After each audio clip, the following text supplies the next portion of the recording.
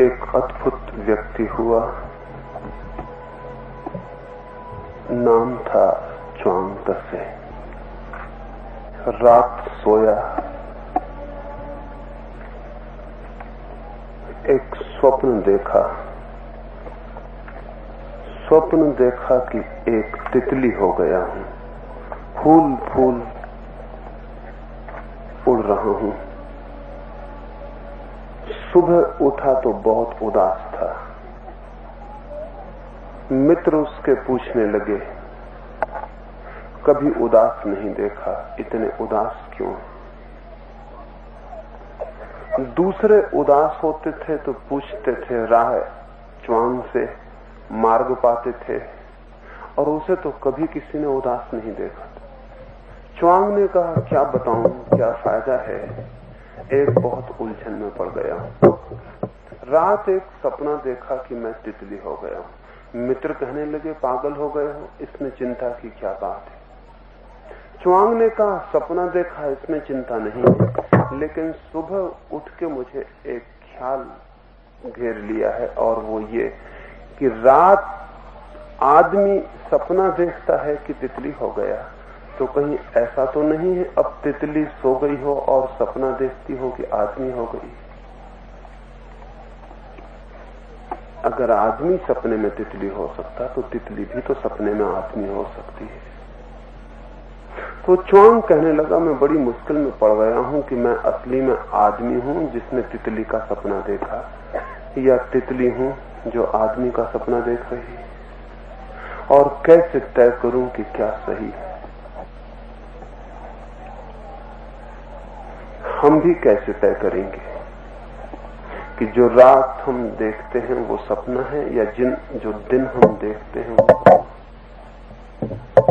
हम भी कैसे तय करेंगे कि जाग के जो हम देखते हैं वो सच है या सपना है?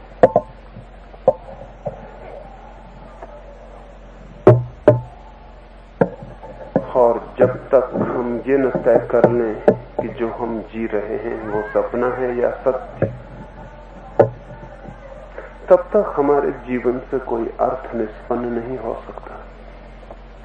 सत्य की खोज में स्वप्न को स्वप्न की भांति जानना, असत्य को असत्य की भांति जानना, असार को असार की भांति जानना तो जरूरी है।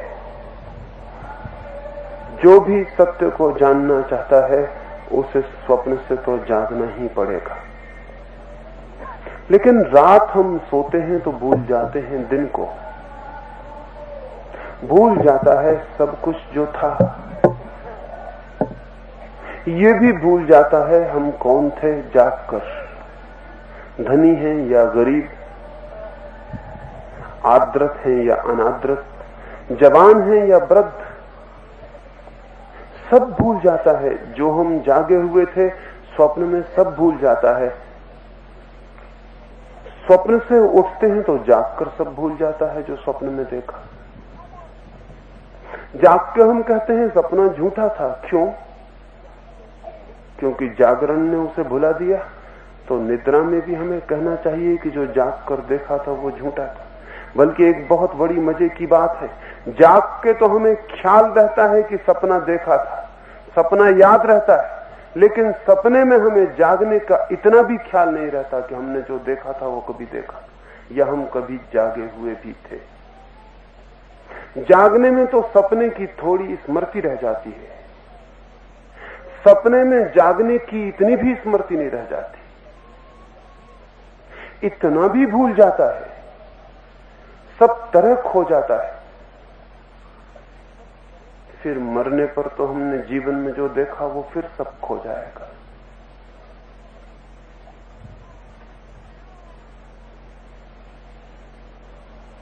तो जीवन में जो हमने देखा वो मृत्यु के बाद, मृत्यु के क्षण में सपना रह जाता है कि सत्य।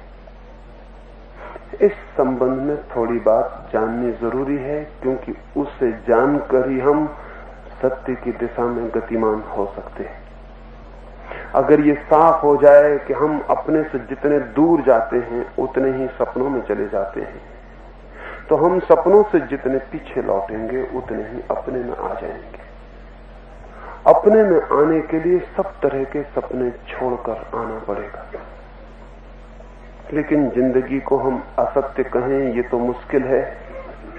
हम तो असत्यों तक को सत्य मान लेते हैं। मैंने सुना है और हम सब जानते हैं, चित्र देखने जाते हैं, फिल्म देखने जाते हैं, कोई दुखी है पर्दे पर कोई भी नहीं, सिर्फ धूप और छाया का खेल है, सिर्फ प्रकाश और अंधकार का मेल है।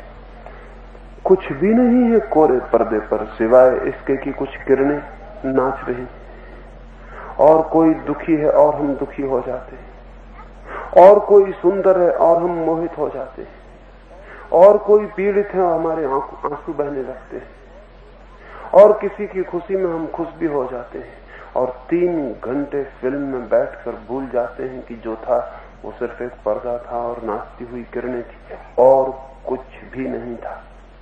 और उन नाचती हुई किरणों में, उन झूठे बने चित्रों में हम रोए भी, हम हंसे भी, हम लीन भी हुए,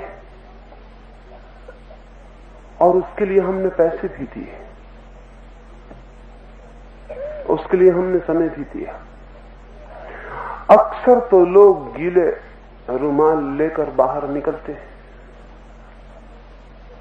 इतने आंसू बह गए चित्रों में।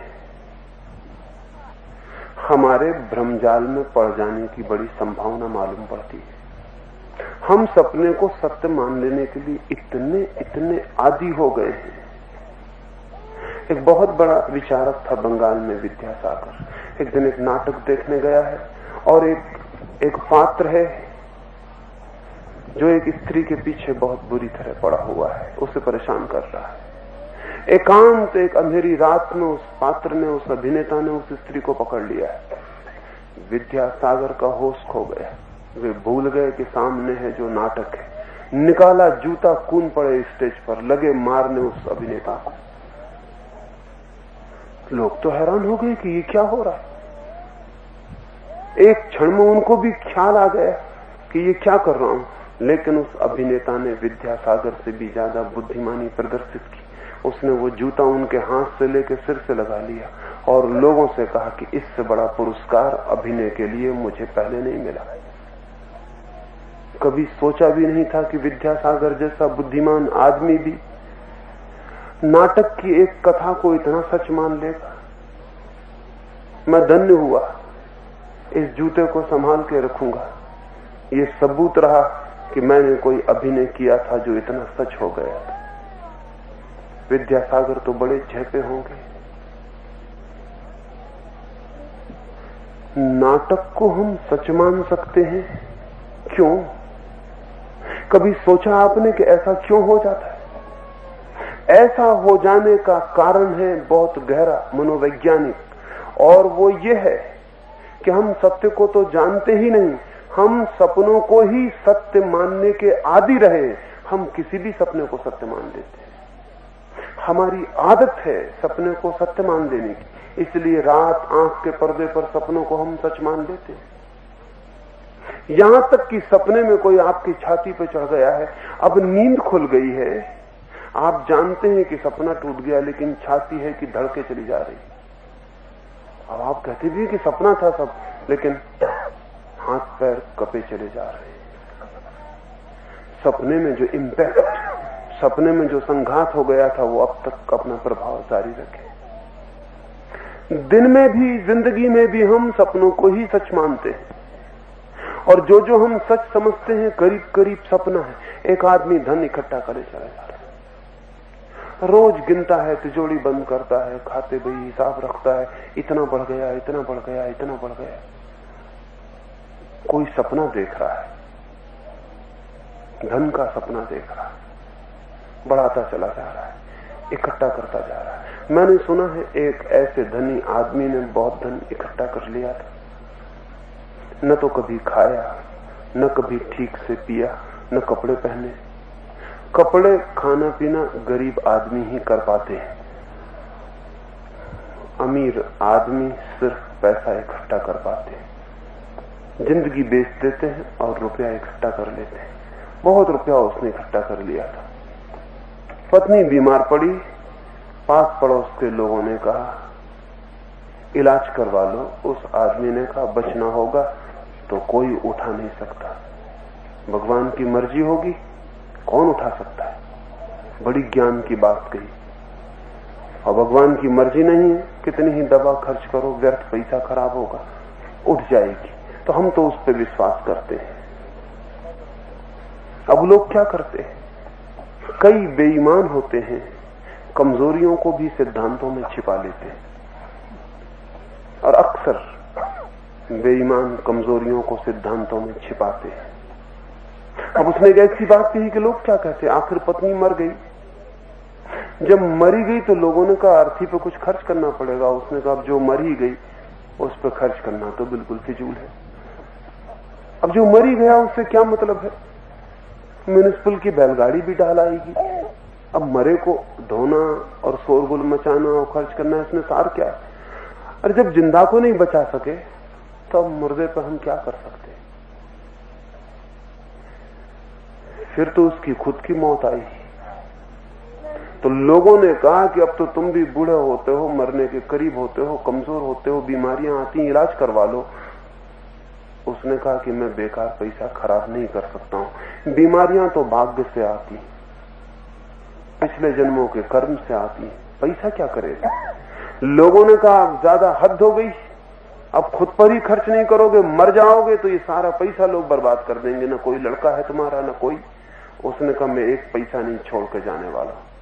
लोगों ने कहा ये तो आज तक सुना नहीं। सभी को ये ख्याल है कि कुछ छोड़ के ना जाएंगे, क्योंकि अगर ये साफ हो जाए कि सब छोड़ के जाना पड़ेगा तो पकड़ छूट जाए इसी क्षण। अभी वो पकड़ उतनी ही मजबूत है जितना ये ख्याल है कि नहीं छोड़ के नहीं जाएंगे। नहीं तो एक एक इंच जमीन के लिए आदमी लड़े और खून बहाए, और एक एक पैसे के लिए जिंदगी को कौड़ी का कर दे। पकड़ ऐसी है कि लगता है कभी नहीं छोड़ेंगे। उस आदमी ने भी कहा, कुछ गलत नहीं कहा कि हम छोड़ के नहीं जाएंगे। लोगों ने कहा अब तक तो सुना नहीं, सबको छोड़ के जाना पड़ता है। उसने कहा कि लेकिन मैंने ऐसा इंतजाम किया कि मैं छोड़ के जाने वाला नहीं। मरने की रात करीब आने लगी, उसे शक हुआ तो उसने रात अपनी सारी सोने की मोहरें गठरी में बांधी, उनको कंधे पर लेकर नदी के किनारे गया। एक सोए हुए मल्लाह को जगाया और उससे कहा कि मुझे नाव में बिठा के ले चल, मैं बीच नाव में गंगा में डूबकर प्राण विसर्जन करना चाहता हूं। अरे जब मरना ही है तो तीर्थ में मरना चाहिए। उसने सोचा मर गए तो रुपयों का क्या होगा, इसलिए रुपयों को सांस लेके गंगा में कूद जाओ। पैसे वाले इसलिए तीर्थों में जाके मरते हैं, जो साथ में है उसे कुछ ले जाने का उपाय तीर्थ में खोजते हैं, मंदिर बनाते हैं, धर्मशाला बनाते हैं। ये तरकीबें हैं रुपयों को साथ ले जाने की। ये तरकीबें हैं, ये आश्वासन मिला है कि इस तरह खर्च करोगे, धर्म में लगाओगे तो उधर मिल जाएगा, इधर एक लगाओ उधर लाख मिल जाएंगे। कंजूस लोभी आदमी लगा देता है कि उधर लाख मिल जाएंगे। सारी बांध के गठरी मल्लाह ने कहा कि एक सोने की मोहर लूंगा, आधी रात सो गया, मुझे गड़बड़ मत करो। उस आदमी ने कहा एक सोने की मोहर, तुझे शर्म नहीं आती? एक मरते हुए आदमी पर इतनी भी दया नहीं आती? एक सोने की मोहर, बेशर्म, कभी जिंदगी में मैंने नहीं दी किसी को, और तुझे मरते हुए आदमी पर दया भी नहीं आती? इतना कठोर और दुष्ट है तू।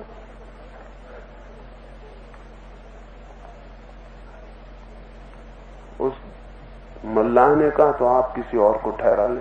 उसने कहा मैं ज्यादा शोरगुल भी नहीं मचा सकता हूं, तो लोगों को पता चल जाए कि सब मोहरा लेके कूद गया, मैं तो मरूं, लोग मोहरा निकाल ले।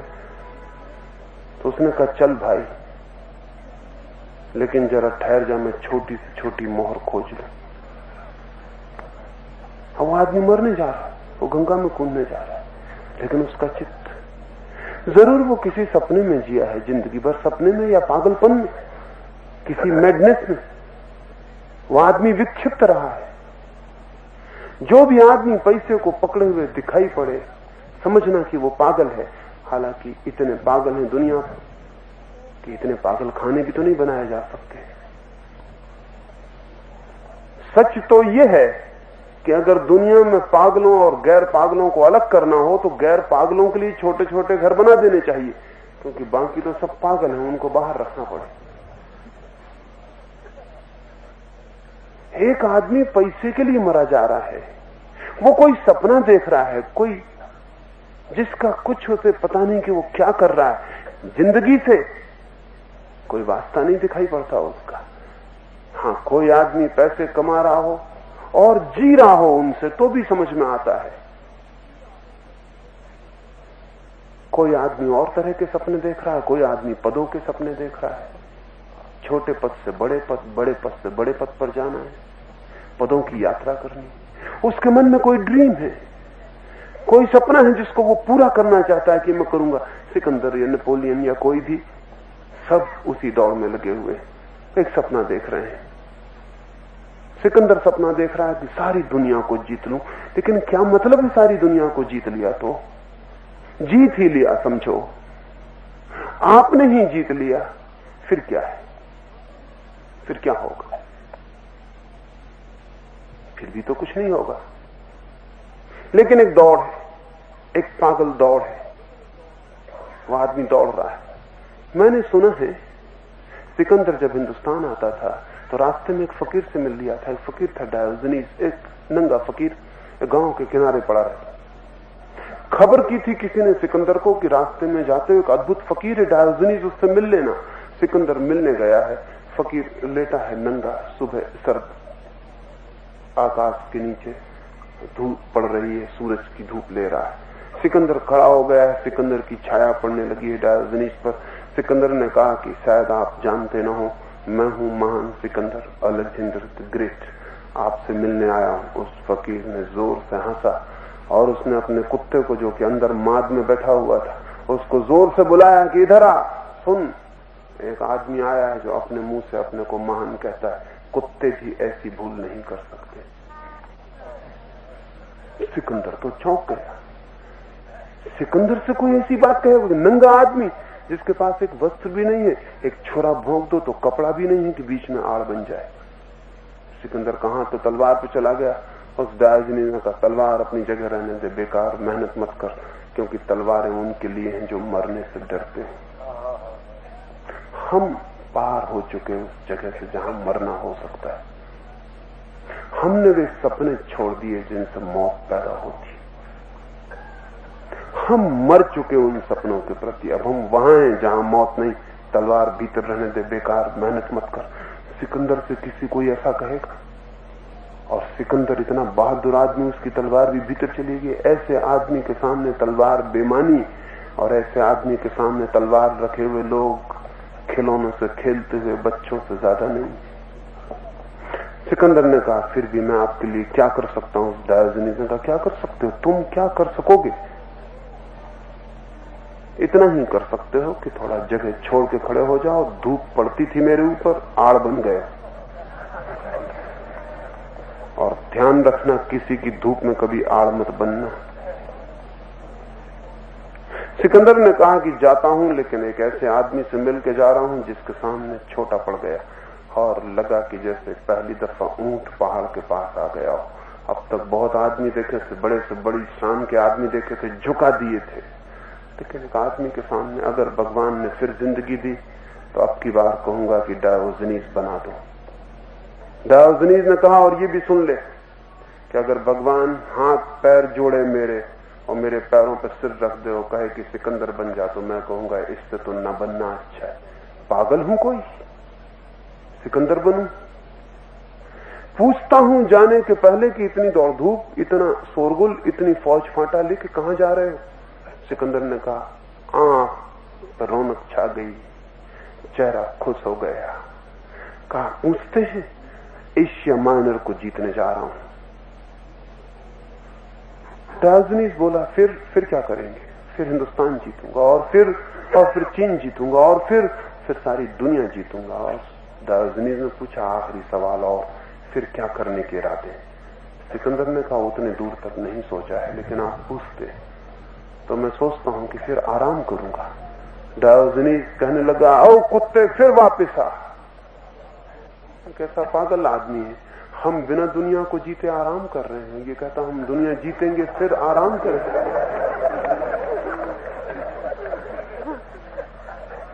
हमारा कुत्ता भी आराम कर रहा है, हम भी आराम कर रहे हैं।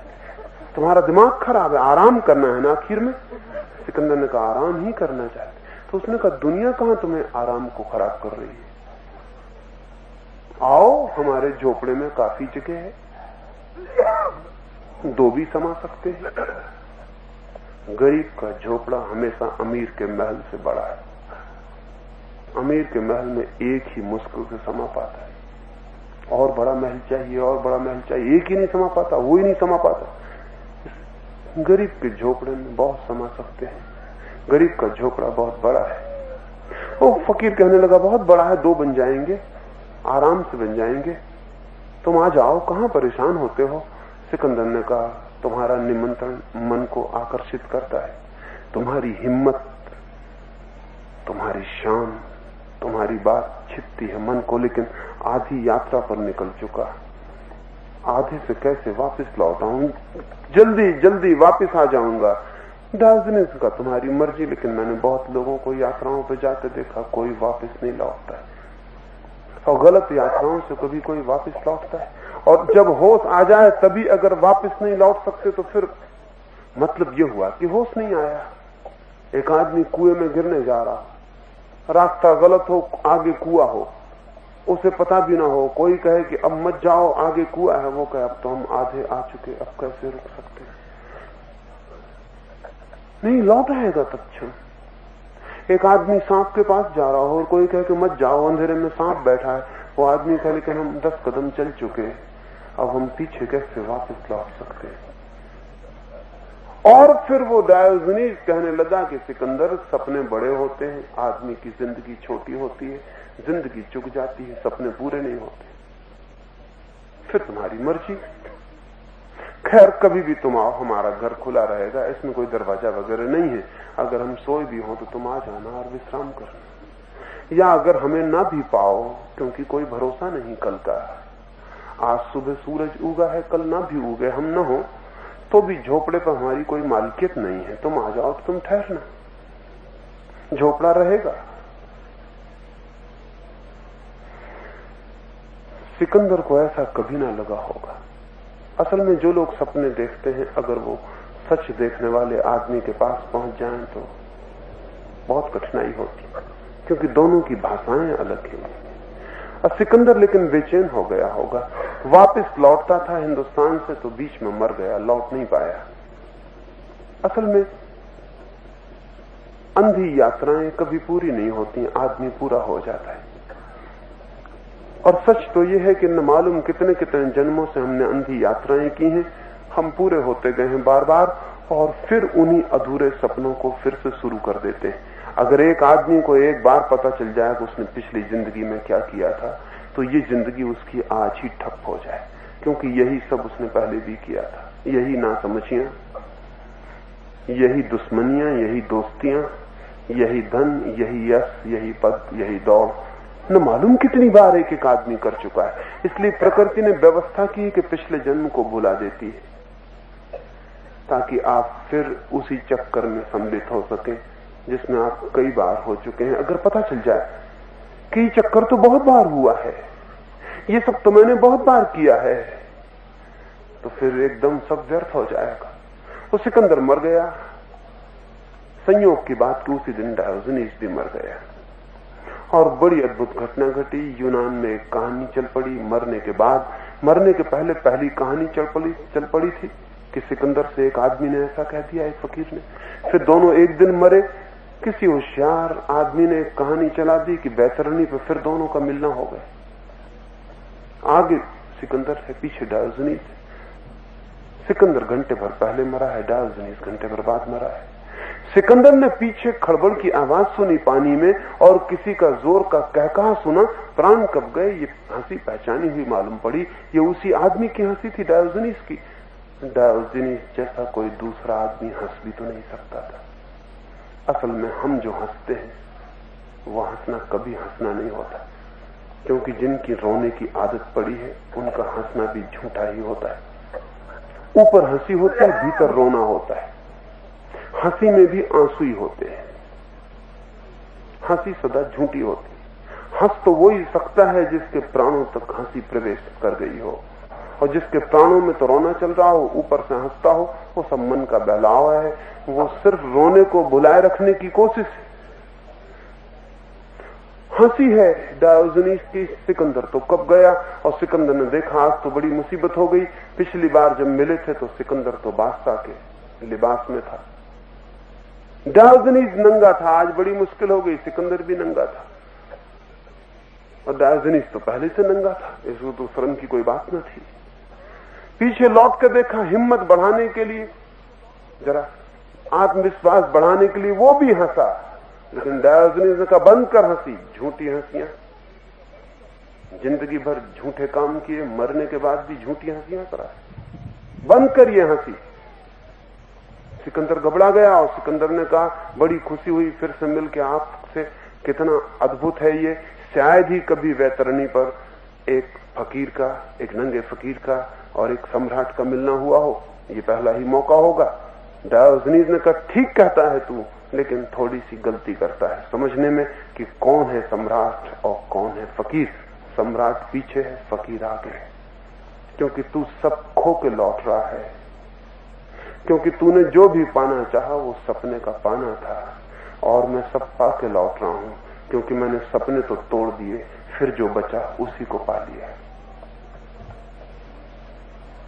सारी दौड़ हमारी सपने की दौड़ है। क्या मिलेगा इससे कि एक आदमी बड़ा यश पाले कि बड़ा पद पाले? क्या होगा? क्या होगा इससे कि सारे लोग पूजें और आदर दें, सम्मान दें? कुछ भी तो नहीं हो सकता है। और कुछ जो हो सकता है भीतर की खोज से, इस पागलपन की दौड़ के कारण वो खोज के लिए समय नहीं मिलेगा। लोग मुझे मिलते हैं, वो कहते हैं आप जो कहते हैं ठीक है, लेकिन फुर्सत कहां है? कब ध्यान करें, कब भगवान को खोजें, समय कहां है? सपना सब समय ले लेता है। आदमी कहता है सत्य के लिए समय कहां है? अजीब अद्भुत बात है। सपने इतने जोर से मन को पकड़े हैं कि वो कहते हैं इंच भर समय मत छोड़ो। और क्यों ऐसा करते हैं सपने? निश्चित इसलिए कि अगर सत्य की एक किरण भी आ जाए तो एक सपना नहीं, सारा सपने का चित्त विसर्जित हो जाता है। इसलिए जरा सा भी मौका मत दो, दौड़ाए रखो, दौड़ाए रखो। एक दौड़ चुके ना कि दूसरी लगा दो। मन कहता है ये इच्छा चुके ना कि दूसरी पकड़ा दो। एक इच्छा चुक भी नहीं पाती कि दूसरी इच्छा के अंकुर फूटने शुरू हो जाते। मन कहता है एक खोज बंद ना हो पाए कि दूसरी खोज लगा दो। मन कहता है एक सपना टूटे, इसके पहले नए सपने जगा दो। क्योंकि एक किरण भी सत्य की, अगर मौका मिल गया दो सपनों के बीच में सत्य की एक किरण के प्रवेश का, तो सब गड़बड़ हो जाएगा, सब गड़बड़ हो जाएगा। सपने कितने ही गहरे हों, जागरण की जरा सी चोट भी तो उन्हें नहीं बचा सकती। तो आज इस तीसरी बैठक में ये कहना चाहता हूं कि अगर जाना है स्वयं की तरफ, सत्य की तरफ, तो पहले तो ये पहचानना होगा कि क्या क्या है जो सपना है। और ये पहचानना होगा कि मैं सपनों को पानी तो नहीं सींचता हूं। ये खोज करनी होगी कि मैं सपनों की जड़ें तो नहीं बढ़ाता हूं, मैं सपनों को पुष्ट तो नहीं करता हूं, मैं कहीं सपनों के ही लिए सपनों में ही तो नहीं जीता हूं। ये खोज करनी पड़ेगी। और अगर ये खोज ठीक चले तो चित्त खुद जानेगा, चेतना जानेगी कि ये सपना है। और जैसे ही पता चल जाए कि सपना है, हाथ ढीले हो जाते हैं। सपने को भी पकड़ रखने के लिए ये भ्रांति रहनी चाहिए कि वो सत्य है। असल में सपना इतना कमजोर है कि सत्य का धोखा दिए बिना वो आप पर हावी भी नहीं हो सकता।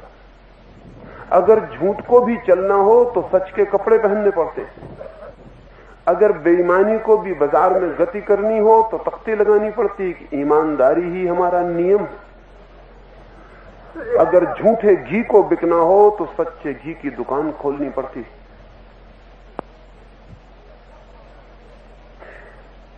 सपने और असत्य और आसार इतना कमजोर है, इतना इम्पोर्टेंट, इतना नपुंसक है कि उसे हमेशा सत्य से उधार लेना पड़ते हैं पैर। मैंने सुना है कि पहली दफा पृथ्वी बनी और सब चीजें आकाश से उतरी, कहानी है।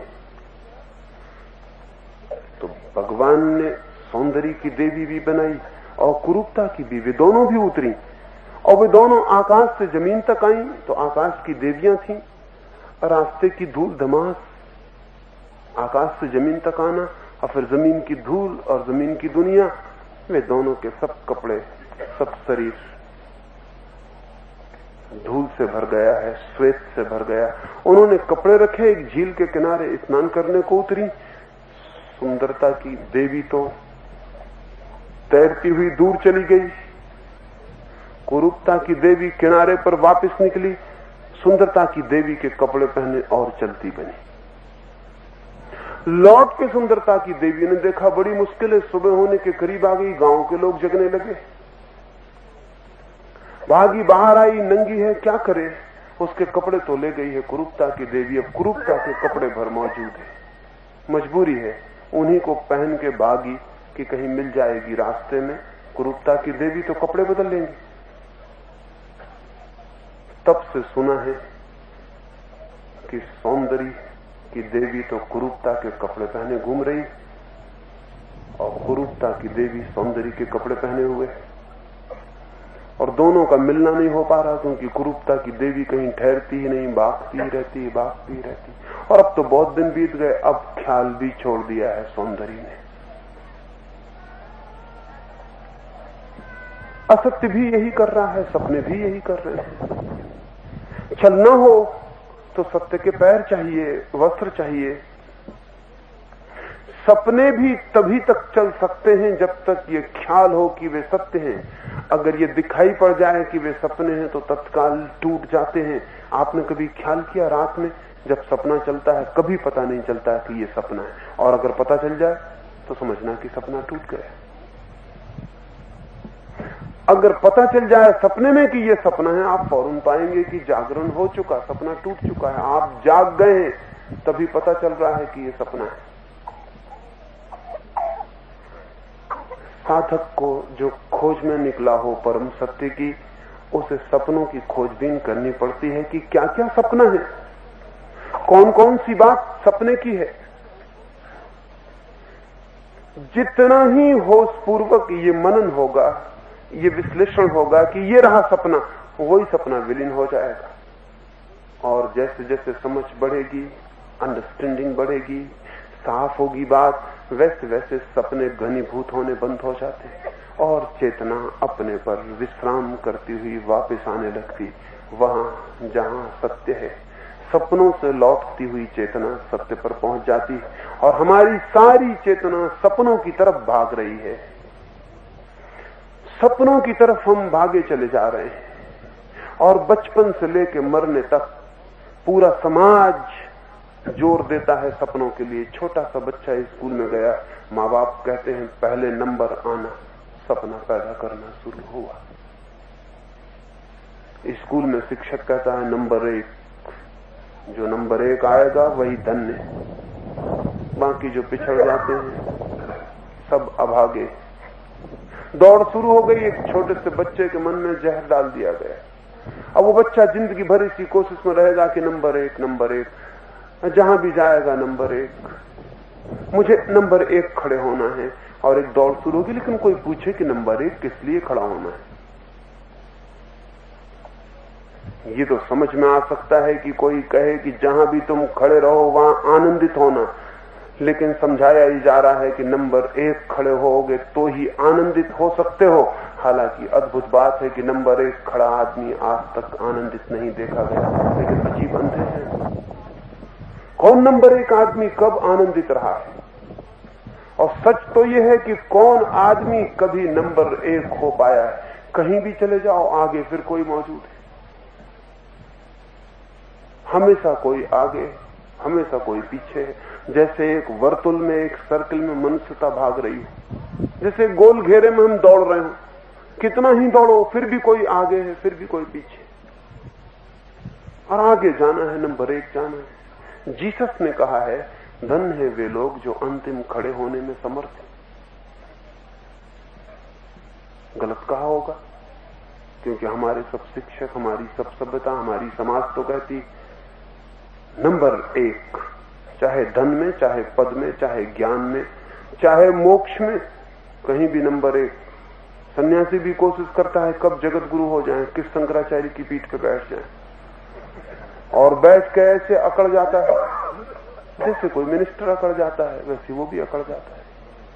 उसकी अकड़ भी अपनी, वो भी ऐसे देखने लगता है कि बाकी सब कीड़े मकोड़े, वो जगत गुरु। और मजा ये है कि जगत से बिना पूछे लोग जगत गुरु हो कैसे जाते,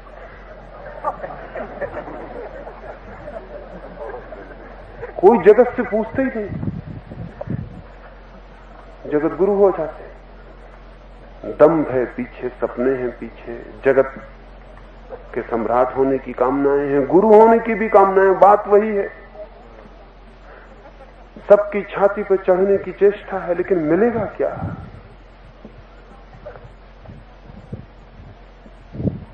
लेकिन दौड़ ये है महत्वाकांक्षा की। महत्वाकांक्षा यानी सपना, एम्बिशन यानी सपना। हम सब महत्वाकांक्षी हैं, और जो जितना महत्वाकांक्षी है उतना ही स्वयं से दूर चला जाएगा, सत्य से दूर चला जाएगा। सत्य उन्हें मिलता है जो महत्वाकांक्षी नहीं है। नॉन एम्बिशियस माइंड, ऐसा मन जिसकी कोई महत्वाकांक्षा नहीं है, जो ना कुछ होना चाहता, ना कहीं जाना चाहता, ना कुछ पाना चाहता, न किसी के ऊपर बैठना चाहता, न किसी का मालिक होना चाहता, न किसी का गुरु होना चाहता, जो कुछ होना ही नहीं चाहता, जो है उसे जानना, उसमें जीना, उसमें खड़ा होना, उसमें ही होना चाहता है जो है, जिसकी कोई बिकमिंग, आगे अपने से अलग कोई दौड़ नहीं है। लेकिन सब दौड़ रहे हैं। देखो, एक सन्यासी भागा चला जा रहा, उससे पूछो कहां जा रहा है, वो कह रहा है कि जब तक हम मोक्ष न पहुंच जाएं तब तक चैन नहीं। कहां है मोक्ष? वो कहता है जितनी जोर से दौड़ेंगे उतनी जल्दी पहुंचेंगे। लेकिन उससे पूछो दौड़ोगे कहां, जाओगे कहां, कहां है मोक्ष? वो कहता है समय खराब मत करवाओ, मुझे तेजी से दौड़ने दो, जितनी तेज दौड़ होगी उतनी जल्दी मैं पहुंच जाऊंगा। लेकिन ये उसे पता नहीं कि कहां है, कहां दौड़ रहे हो। कहीं मोक्ष बाहर है कि तुम दौड़ोगे पहुंच जाओगे। कोई आदमी कहता है मुझे धनी होना है, और दौड़ रहा है, लेकिन कभी पूछता नहीं कि धन बाहर है।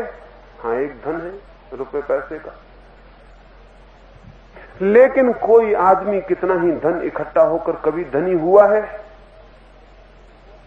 भीतर की निर्धनता तो शेष रह जाती है। धन बाहर इकट्ठा हो जाता है, भीतर की गरीबी भीतर रह जाती। अकबर का एक मित्र था फरीद। एक दिन फरीद के गांव के लोगों ने कहा, जाओ अकबर तुम्हें इतना मानता, उससे प्रार्थना करो गांव में एक मदरसा खोल दे, एक स्कूल खोल दे। फरीद तो कभी कहीं गया नहीं था। फरीद ने कहा, मैं कभी कहीं गया नहीं, मैंने कभी किसी से कुछ मांगा नहीं, लेकिन तुमने मुझे बड़ी मुश्किल में डाल दिया। अगर मैं न जाऊं तो तुम सोचोगे कि गांव के लिए इतना सा काम न किया, और अगर मैं जाऊं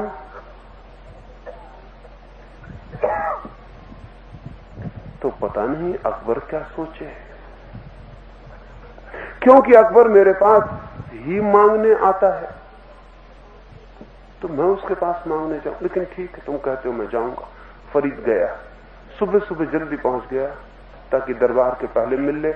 गया अकबर, भीतर लोगों ने कहा मस्जिद में वो नमाज पढ़ते हैं। फकीर अंदर गया, अकबर नमाज पढ़ के उठा है, हाथ जोड़े है, परमात्मा से कह रहा है, हे प्रभु मेरे धन को और बढ़ा, मेरी दौलत को बढ़ा, मेरे साम्राज्य को बढ़ा कर। फरीद उल्टे पांव वापस लौट पड़ा। अकबर उठा तो देखा फरीद सीढ़ियां उतर रहा है। आवाज दी, कैसे आए, कैसे चले, कुछ गलती हो गई? उसने कहा नहीं, कोई गलती नहीं, तुमसे नहीं, गलती मुझसे हो गई। मैंने कहा क्या गलती? आपसे और गलती? उसने कहा मैं बड़ी गलत जगह आ गया। गांव के लोगों ने कहा कि अकबर सम्राट है, और यहां आके हमने देखा कि अकबर भी भिखारी, वो अभी मांग ही रहा है। तेरी मैं कुछ कमी नहीं करूंगा, मुझे माफ कर, मैं गलत जगह आ गया। और फिर तू जिससे मांग रहा है, अगर मांगना होगा उसी से हम मांग लेंगे। तेरी मैं कमी नहीं करूंगा। मदरसा बनाने में बड़ा मुश्किल हो जाएगा। अकबर कुछ समझे नहीं, कहा कैसा मदरसा, क्या बात है? उसने कहा नहीं, अब कुछ बात ही नहीं। और फकीर कहने लगा नहीं, अब नहीं बनाना मदरसा, मदरसे से बड़ी कमी हो जाएगी, तेरे पास वैसी कमी है, भगवान से मांगना पड़ रहा, हम तुझे गड़बड़ नहीं करते। हम फकीर भिखारी के पास आ गए, ये पता नहीं था। अकबर भी अमीर नहीं, असल में अमीर तो अमीर कभी हो ही नहीं पाता है। धन बाहर इकट्ठा हो जाता है, भीतर का निर्धन बैठा हुआ है, वो मांग करता है और लाओ, इससे कुछ नहीं होगा। हमारी गरीबी इससे नहीं मिटती। एक धन और भी है, वो धन शायद बाहर के सिक्कों में नहीं है। पद है, एक पद बाहर है, कितने ही बड़े पद पर चढ़ जाओ कुछ फर्क नहीं पड़ता।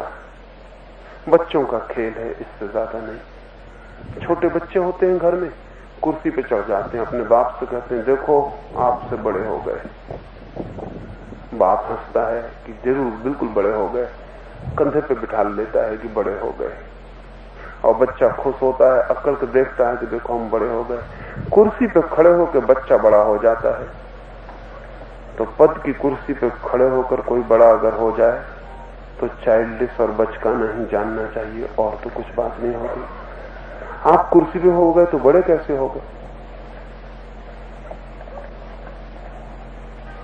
मद्रास में एक मजिस्ट्रेट था, अंग्रेज था, और बड़ी फिक्र रखता था कि आदमी को पद के अनुसार कुर्सी होनी चाहिए। ख्याल तो हम सब रखते हैं, लेकिन इतने पागल नहीं। वो बिल्कुल कंसिस्टेंटली मेड, बिल्कुल व्यवस्थित रूप से पागल था। फिक्र तो हम भी रखते हैं। नौकर घर में आता है, कितना ही बूढ़ा है तो भी कोई नहीं कहता कि बैठिए। बूढ़ा आदमी खड़ा है और जवान आदमी बैठा है, वो ए तू करके बोल रहा है कि जाओ ये करो वो करो। बूढ़ा आदमी से कोई नहीं कहता कि बैठिए। बूढ़ा आदमी दिखाई ही नहीं पड़ता। वो भी किसी का बाप है, लेकिन गरीब का बाप भी किसी का बाप होता है। फिर एक पैसा वाला आ जाता है, 2 कौड़ी का आदमी है, लेकिन पैसा उसके पास बहुत है, और आप उठ के खड़े हो गए हैं और जी हजूरी कर रहे हैं और बैठिए और बैठिए। है तो दिमाग हमारा भी वही उसका था, लेकिन वो बड़ा व्यवस्थित था। उसने 7 नंबर की 7 कुर्सियां बना रखी थी। आदमी देख के नंबर की कुर्सी बुलवाता था। सबसे कमजोर आदमी को तो ऐसे ही खड़ा रखता था, बैठने नहीं देता। अदालत थी उसकी, अपनी कुर्सी पे बैठा रहता था। फिर आदमी कोई अंदर आता तो चपरासी से कहता जाओ नंबर 1 ले आओ, या नंबर 2 ले आओ, या 3 ले आओ, या 7 ले आओ। 7 नंबर की कुर्सियां थी। 7 नंबर की कुर्सी सबसे छोटे आदमी के लिए थी, और 8वें नंबर के लिए कोई कुर्सी नहीं थी, उसका ऐसे खड़ा रहना पड़ता था। 7वें नंबर की भी कुर्सी क्या थी, एक मूढ़ा था। एक आदमी आया एक दिन सुबह, और ये घटना कहानी नहीं है, ये घटना असलियत है। और डॉक्टर पट्टाभी सीतारामैया ने अपनी आत्मकथा में लिखी कि वो उस मजिस्ट्रेट से परिचित थे और उस अदालत की पूरे गांव में चर्चा थी। एक आदमी अंदर आया, बूढ़ा आदमी है, लकड़ी तोड़ रहा है, कपड़े पुराने हैं। देखा कि खड़े खड़े काम चल जाएगा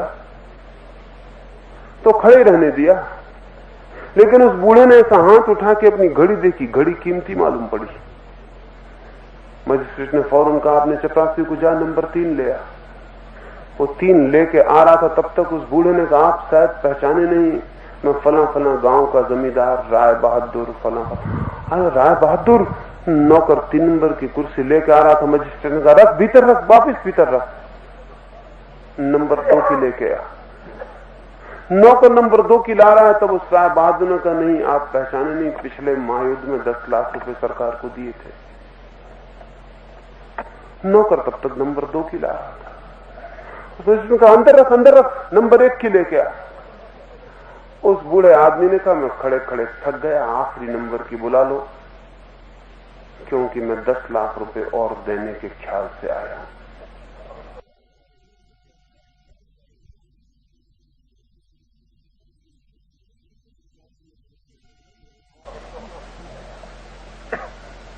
आदमी ऐसे नापा जाता, ये आदमी रहता। अगर इसके पास रुपए ना होते तो आदमी दूसरा होता। अगर इसके पास अच्छी घड़ी ना होती तो आत्मा दूसरी होती। अगर इसने 10 लाख रुपए न दिए होते तो बस ये कुछ ना था, फिर ना कुछ था, फिर कुछ मतलब का ना था। ये हमारा मूल्यांकन है। हम सपने तौल रहे हैं कि सत्य तौल रहे हैं? सत्य तो आदमी है, उसके भीतर की आत्मा है, वो जो है। ये सपने कि उसके पास कैसी घड़ी है, कैसा मकान है, कैसी पदवी है, ये सपने हैं जो चारों तरफ से जुड़े।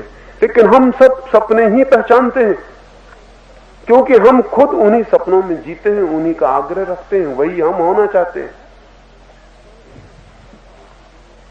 सपनों की दुनिया कपड़ों की दुनिया है, सपनों की दुनिया बाहर की आंखों की दुनिया है। भीतर कोई सपना नहीं है, सब सपने बाहर। लेकिन जो तोड़ेगा इनको, जागेगा इनसे, लौटेगा भीतर की तरफ। तो हमें देखना ये दूसरे से कोई प्रयोजन नहीं। एक एक को ये जानना चाहिए कि मैं भी तो एक ड्रीमर, एक सपना देखने वाला नहीं हूं, स्वप्नदृष्टा, एक स्वप्न निर्माता। मैं भी तो सपने नहीं बना रहा हूं, सब बना रहे हैं हम। कितने कितने सपने हैं हमारे, क्या क्या हो जाने की इच्छा है, क्या क्या बन जाने का ख्याल है, क्या क्या कभी कभी हम बन ही जाते हैं। कौन नहीं है जो कभी रास्ते पे चलते चलते एकदम राष्ट्रपति नहीं हो जाता। कई दफा मन होने लगता है कि पड़ोस के लोग कुछ सोचेंगे नहीं मेरे बाबत, कोई संसद में कहेगा नहीं कि फला आदमी को बना दो। अब ख्याल आई जाता है, कौन नहीं बन जाता, मन ही मन में क्या नहीं बन जाता। किसको लॉटरी नहीं मिल जाती सड़क पे चलते चलते कि लाख रुपए मिल ही गए। मेरे एक मित्र थे डॉक्टर,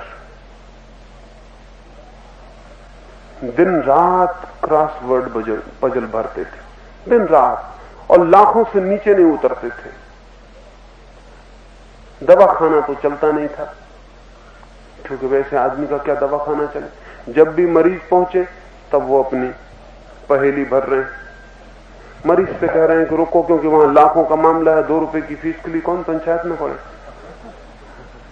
मैं भी कभी कभी वहां जाता था, हर महीने उनको लाखों मिलते थे, मिले तो कभी नहीं थे। फिर तारीख खो जाती थी, फिर मामला दूसरी भरने लगते थे। एक दिन मुझसे बोले कि इस बार तो बिल्कुल पक्का है, ये 1 लाख रुपए निश्चित रहे। मैंने कहा कि अगर 1 लाख मिल जाए तो एक काम करना, गांव की लाइब्रेरी के लिए कुछ चंदे की जरूरत है, कुछ उसमें दोगे? सोचने लगे कि कितना दें। बड़ी मुश्किल से बोले कि 5,000 दे दूंगा।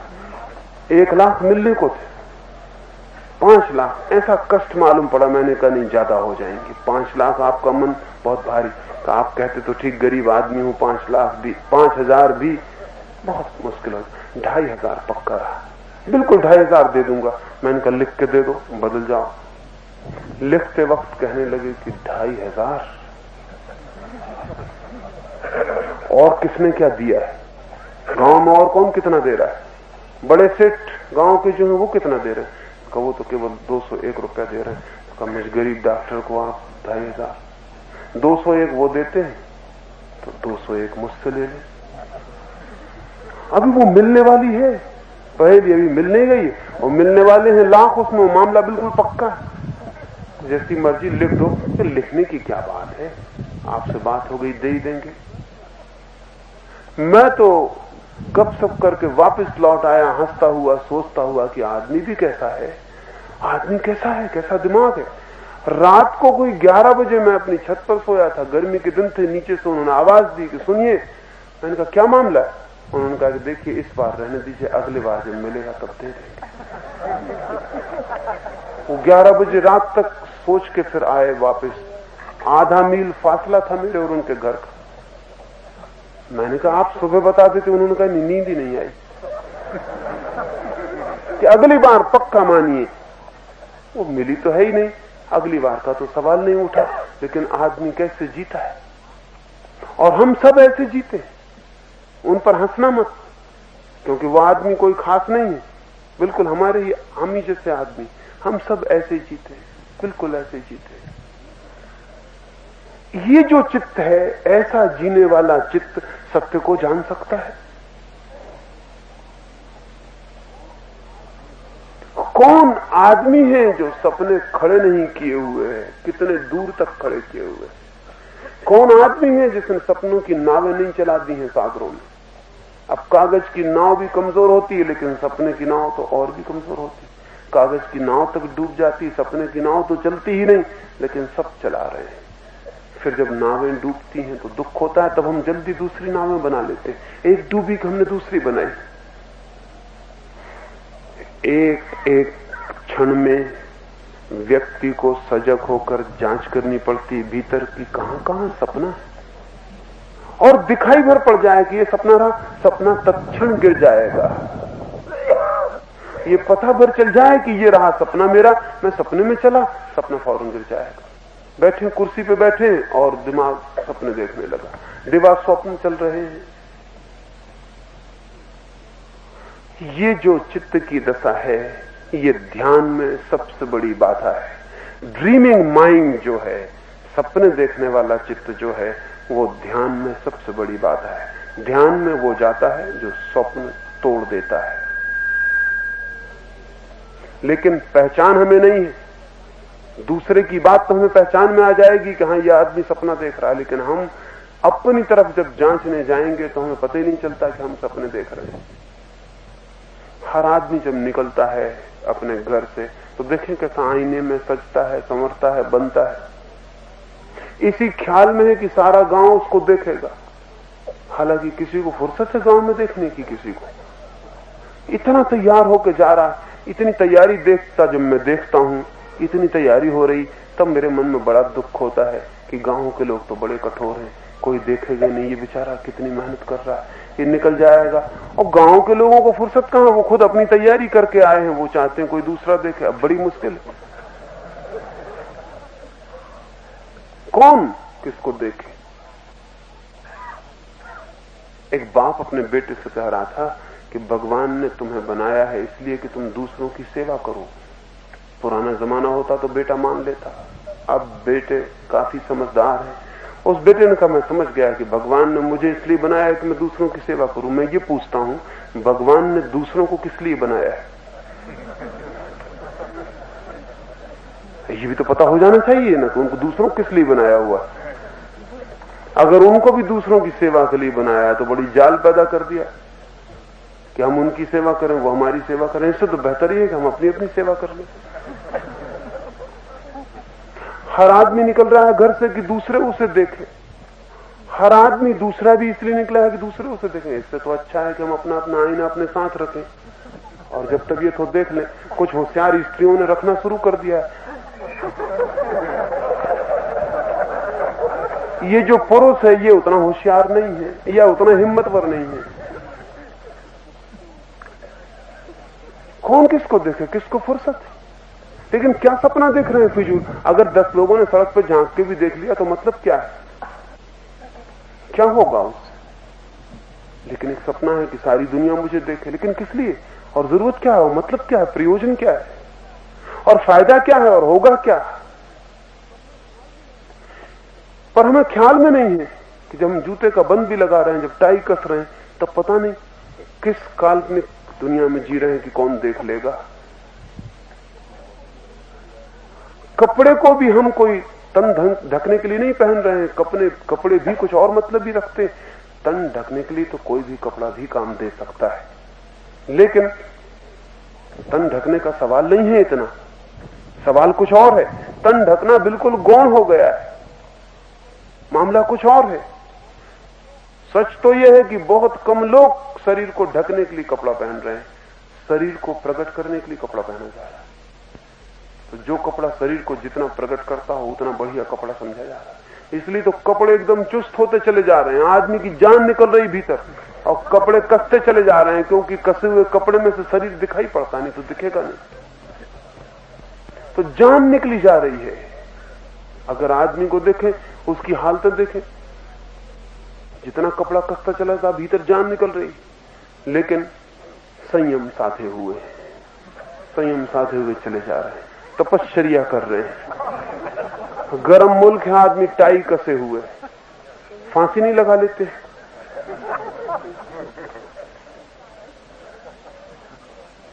गरम मुल्क है, आदमी जूता और मोजा पहने हुए। सच्चाई में जी रहे हो, कहां जी रहे हो?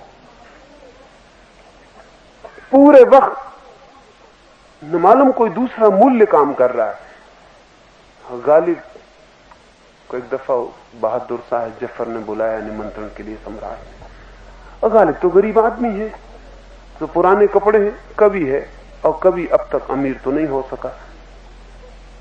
कभी अमीर हो सके इसके अभी बहुत जमाने में देर है। कभी तो अमीर नहीं हो सकता, सिर्फ चोर अमीर हो सकते हैं। कभी कैसे अमीर होगा?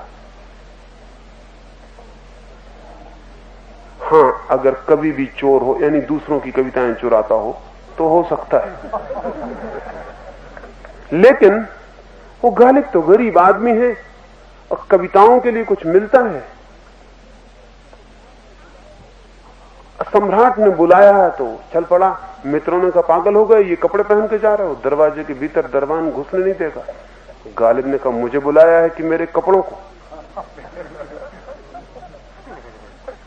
नहीं माना। कुछ ना समझ नहीं मानते, ना समझ ही रहा होगा गालिब। समझदार तो समझदार यानी चालाक, यानी कनिंग। वो जितने चालाक थे वो तो ठीक कह रहे थे। वो कह रहे थे कोई पहचानेगा नहीं, तुम कहां जा रहे हो ये कपड़े पहन के? सम्राट ने तुम्हारी कविताएं सुन ली हैं, कविताओं की खबर पहुंच गई है, लेकिन दरबान को क्या पता। नहीं माना गालिब, चला गया। द्वार पर जाकर बोला कि मुझे भीतर जाने दें, मैं सम्राट का मित्र हूं। उन्होंने भोजन के लिए निमंत्रण भेजा है। पहरेदार ने जवाब तो नहीं दिया, एक धक्का दिया और कहा कि जितने भी गांव के भिखमंगे सभी सम्राट के, तो दिन भर यही परेशानी। फिर कोई आ गया, जो देखो वही महल में जाने को रास्ते पे लगो अपने।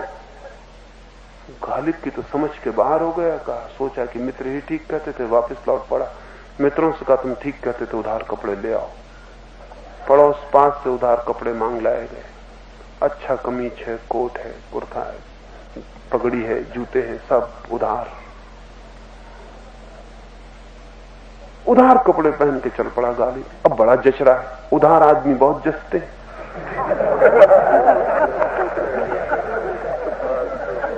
अब जो भी देखो वही झांक के देख रहा है उस सड़क पर, कौन जा रहा है। दरबान झुक झुक के नमस्कार करने लगा कि आइए अंदर आइए, आप कौन हैं? गालिब ने कहा ये। वो कुछ समझाने की क्या मतलब, डर के मारे कि कोई बड़ा आदमी भीतर जाने दिया। गालिब ने कहा ये। वो दरबान समझाने की क्या मतलब है? कहा अच्छी बात, भीतर जाइए, इतना बड़ा आदमी है, सोने की जंजीर लटकी हुई है। अब ये थोड़ी पता लगाना पड़ता है कि जंजीर किसकी है, किसी की हो, लटकी होनी चाहिए, और जिस पे लटकी है उसी की है। और क्या इसका ज्यादा और क्या सबूत हो सकता? भीतर गया गालिब। सम्राट बड़ी देर परेशान हो गए, समय गुजर गया। कहा कि बड़ी देर लगा दी। गालिब ने कहा कि नहीं, देर नहीं लगाई, कुछ जरा अड़चन में फंस गया, कुछ नासमझी में फंस गया, कुछ भूल चूक में पड़ गया, समझदारों की न मानी, इससे देर हो गई। सम्राट को समझाने कि वो क्या बातें कर रहा है। फिर कहा अच्छा बैठी, बहुत देर हो गई, खाना सामने रखा है। खाना उठाया है गालिब ने और पगड़ी से बोला कि ले पगड़ी खा, कोट से बोला कि ले कोट खा। सम्राट ने कहा क्या करते हैं आप? आपके खाने की बड़ी अजीब आदतें मालूम होती हैं, ये क्या कर रहे हैं? गालिब ने कहा मैं तो बहुत देर पहले भी आया था, मैं तो लौट गया, अब तो कपड़े आए, अब कपड़े ही भोजन करेंगे। माफ करिए, आदत का सवाल नहीं, मैं हूं ही नहीं, मैं तो जा चुका वापस, इस बार कपड़े ही आ गए। कपड़े खाएंगे, कपड़ों से मिलिए, बातचीत करिए, गले लगिए। ठीक कहा उसने, कपड़े ही हैं और उन्हीं कपड़ों में हम सब जी रहे हैं और सब झूठे कपड़े हैं। वो जो भीतर जो सच है वो तो दब गया है, सपनों के बहुत कपड़े हैं, पद के, प्रतिष्ठा के, मान मर्यादा के, ज्ञान के, पांडित्य के, त्याग तक के कपड़े हैं।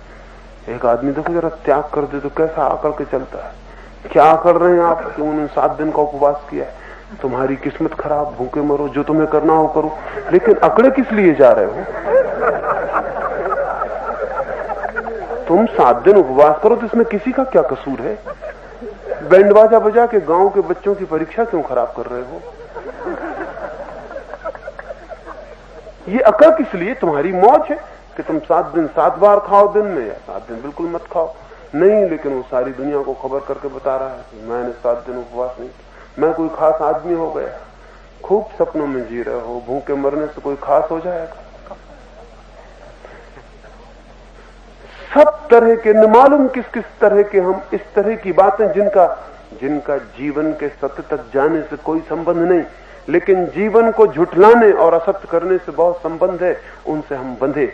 अगर इनसे हम बंधे हैं तो हमारी यात्रा ध्यान की तरफ नहीं हो सकती। इसलिए दूसरी बात, अभी जब हम ध्यान के लिए बैठेंगे तो मैं आपसे कहना चाहता हूं कि थोड़ा जागें कि हमने क्या क्या सपने देखे और उनको क्षमा करें, जाने दें। बड़ा बुरा लगेगा मन को, क्योंकि सपने उखड़ते हैं तो बड़ी चोट पड़ती, क्योंकि सपने ही सब कुछ रहे, वही हमारी संपत्ति, वही हमारा प्राण, वही हम। सपने उखड़ते हैं तो जान निकलती है, वही तो सब कुछ है। उखड़ गए तो हम तो कुछ न रह जाएंगे, नंगे ना कुछ हमारे पास बचेगा नहीं। कपड़ों के सिवा और क्या है? ख्यालों के सिवा और क्या है? चारों तरफ बंधी हुई बातचीत के सिवाय और क्या है हमारे पास? वही संपदा है, वही प्राण है, वही हमारी आत्मा हो गई है। उसको ही कहते हैं छोड़ दें तो गए, फिर हम खो जाएंगे। लेकिन जो खोने को राजी है वो पाने का हकदार हो जाता है। जो अपने को मिटाने को राजी है वो स्वयं होने का अधिकारी हो जाता है। और अपने को मिटाना क्या है? मिटता केवल वही है जो मिट सकता है। सपना ही मिट सकता है, वो तो मिट ही नहीं सकता जो है। सत्य तो मिट नहीं सकता। इसलिए उखाड़ उखाड़ के भीतर से जहां जहां मालूम पड़े कि यहां यहां मैंने देखा स्वप्न और बांध लिया भवन कल्पना का, वहां वहां गिरा देना, वहां वहां मिटा देना, सब तरफ कर देना। जैसे बच्चे नदी की रेत पर इकट्ठे हो जाते हैं, रेत के घर बनाते हैं और लड़ते हैं कि मेरे घर से दूर रहना, अपना टांग दूर रखो, अपना पैर दूर रखो, मेरा घर न गिर जाए। एक तो रेत का घर बनाते हैं, फिर दूसरों से कहते हैं दूर रहो, कोई पास मत आ जाना, मेरा रेत का घर, मेरा घर गिर न जाए। एक तो रेत का घर बनाते हो, फिर गिरने से डरते हो, फिर दूसरा कोई पास ना आ जाए। फिर अगर एक बच्चे का पैर दूसरे के बच्चे के घर पे पड़ जाए तो झगड़ा हो जाता है, मारपीट भी हो जाती, कपड़े भी फाड़ दिए जाते हैं, खून भी निकल जाता है, सिर भी फोड़ दिए जाते हैं। कोई पूछे कि क्या कर रहे हो? रेत के घरों के लिए सिर फोड़ रहे हो, कपड़े फाड़ रहे हो, मार रहे हो।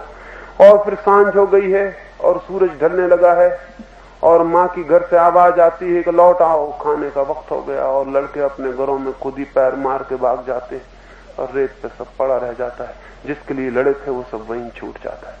लेकिन लड़कों की जो बात है वही बूढ़ों की भी है।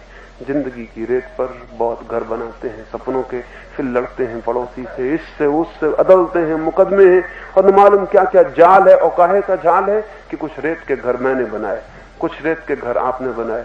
एनक्रोचमेंट हो गया है, मेरा घर आपके घर पे चढ़ गया है, आपका घर थोड़ा मेरे घर के इधर आ गया, आपका छप्पड़ थोड़े मेरे घर के भीतर आ रहा है। एनक्रोचमेंट, एक दूसरे के सपने में घुस गया है सपना, जान निकल रही। अदालतें खड़ी हैं, वहां देखें ढोंग कैसा अद्भुत है। ना समझ लड़ रहे हैं और अदालतों में और ना समझ बड़े मोर मुकुट बांधे हुए बैठे फैसले दे रहे हैं। और मजा ये कि किस बात पे लड़ रहे हो, क्या लड़ रहे हो? ये अगर बोध थोड़ा जगे, कोई दूसरा नहीं जगा सकता। ये तो आपको ही इंच इंच अपनी जिंदगी देखनी पड़ेगी। किस बात के लिए जी रहा हूं, किस बात के लिए लड़ रहा हूं, क्या बना रहा हूं, क्या खोज रहा हूं, क्या होने की आकांक्षा कर रहा हूं। और अगर इसकी खोज जारी हो तो अचानक ऐसी शांति भीतर आनी शुरू हो जाएगी, ऐसा दिखने लगेगा साफ, ये रहा सपना, ये गया। सपने गिर जाएं और सत्य प्रकट हो जाता है। सत्य सदा से है, सपनों में दबा है, जैसा कल मैंने कहा। और सत्य कहीं सपनों में दब सकता है? वो ऐसे ढंग से दबता है जैसे चांद कुएं में उलझ जाता है। सच तो नहीं दब सकता, सत्य कैसे सपने में दब सकता है? हाँ, सपने के कुएं में चांद का प्रतिबिंब फंस सकता है और चांद ऊपर भागा चला जा रहा है। वो जो हम हैं असली में भीतर, वो तो सदा बाहर है, लेकिन हमारे चारों तरफ सपने का जाल गूंथा है। सपने की जाल में परछाई बन रही है, परछाई फंस गई है, अब परेशान है। ध्यान का अर्थ है इस परछाई को तोड़ देना, परछाई से हट जाना, उसको जान लेना जिसकी परछाई है। अब हम रात के प्रयोग के लिए बैठेंगे, 2 मिनट समझने क्या करेंगे। सच तो यह है कि करना कुछ नहीं है, ना करने की हालत में सब छोड़ देना है। एक 10 मिनट के लिए सब छोड़ के हम बैठेंगे, शरीर को शिथिल छोड़ देंगे, आंख बंद कर लेंगे और एक ही बात देखने की कोशिश करेंगे कि सब मुझसे बाहर है और जो भी मुझसे बाहर है वो सपना है। मैं जो भीतर हूं, अकेला मैं, चेतना और कॉन्शसनेस, मेरी आत्मा, मेरा जो साक्षी होना है वही सत्य है। और धीरे धीरे उस साक्षी में स्थिर हो जाना है। स्थिर हो जाना हो जाता है। एक बार साफ ख्याल में आना शुरू हो, वो ख्याल में आ जाएगा, फिर 10 मिनट के लिए मैं छोड़ दूंगा, फिर आप सिर्फ साक्षी होकर रह जाएंगे। थोड़े थोड़े फासले पर बैठे, कोई किसी को छूता ना हो, एनक्रोचमेंट बिल्कुल नहीं, कोई किसी के भीतर नहीं घुस जाना चाहिए, ना किसी को छूना चाहिए। थोड़े थोड़े हट जाएं और कोई बातचीत ना करे, कोई बातचीत ना करे। किसी को जाना भी हो तो भी 10 मिनट बैठ के जाए ताकि दूसरों को कोई डिस्टर्बेंस ना हो। आपको ना भी करना हो तो बाहर चुपचाप बैठ जाएं, लेकिन आप जाने की फिक्र ना करें कोई भी, क्योंकि दूसरों को बाधा पड़ेगी। आप जितनी देर तक जाएंगे उतनी देर तक गड़बड़ जारी रहेगी। दूसरों को ख्याल रख के भी बैठ जाएं। अगर किसी को जल्दी भी जाना हो तो भी 10 मिनट चुपचाप बाहर बैठ जाए और अलग अलग फैल जाएं, कहीं भी बैठ जाएं।